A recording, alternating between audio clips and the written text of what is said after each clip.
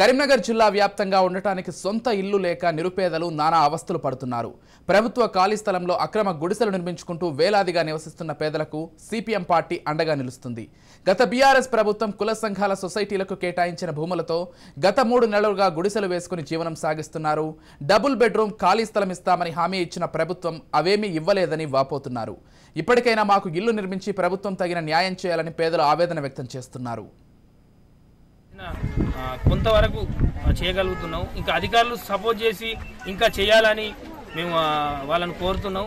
వీళ్ళకు పట్టాలు అదేవిధంగా కరెంటు వాటర్ ఇవ్వాలని కోరుతున్నాం. 60 రోజుల నుండి ఎక్కడెక్కడ నుండో వస్తున్నారు. లేని వాళ్ళు, సెంటు భూమి లేని వాళ్ళు, ఇళ్ల స్థలాలు లేని వాళ్ళు, డబుల్ బెడ్రూమ్ రాని వాళ్ళు, పెళ్లిళ్ళు కూడా అయితలేవు. ఇల్లు లేక వాళ్ళకు భూములు లేక పిల్లని ఇస్తలేరు.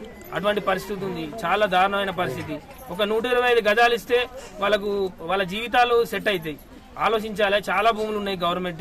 పోయిన గవర్నమెంట్ చాలా హామీలు చేసింది, అది నెరవేర్చలేదు. అందుకని అహంకార పూర్తికంగా గవర్నమెంట్ లేకుండా అయింది. ఈ గవర్నమెంట్ సపోర్ట్ చేయాలని కోరుతూ, గత ప్రభుత్వాలు కేసీఆర్ గారు పాలన ఉన్నప్పుడు నిరుపేదలకు, దళితులకు జాగిస్తాము, డబుల్ బెడ్రూమ్ కట్టిస్తాము అని అవి అమలు చేశారు. కానీ ఎవ్వరికి అందలేదు. అందవారికి అందినాయి, మిగతా వారికి పేదలకు అస్సలు అందలేదు. వాళ్ళు ఎవరైతే అందలేదో వాళ్ళందరూ ఐక్యమై ఈరోజు సిపిఎం పార్టీకి వాళ్ళ బాధలు కానీ వాళ్ళ గోసలు కానీ చెప్పుకొని వాళ్ళ సపోర్ట్ కావాలని వాళ్ళ మీదుగా ఇప్పుడు కేసీఆర్ ప్రభుత్వం పతనం చేయడం కారణం ఏంటిదంటే ఎలాంటి నిరుపేదలకు ఎలాంటి సహాయకారం కానీ ఎలాంటిది ప్రభుత్వాలు కానీ ఏం చేయలేదని దానికి పతనం కోరారు. సీఎం రేవంత్ రెడ్డి గారు వస్తేనే మాకు అన్ని సహకారాలు అందుతాయని మేము గెలిపించుకున్నాం. ఎలాంటిది మళ్ళీ మార్పు లేదని చేస్తే మేము కూడా పతనం పాడాల్సి వస్తుంది.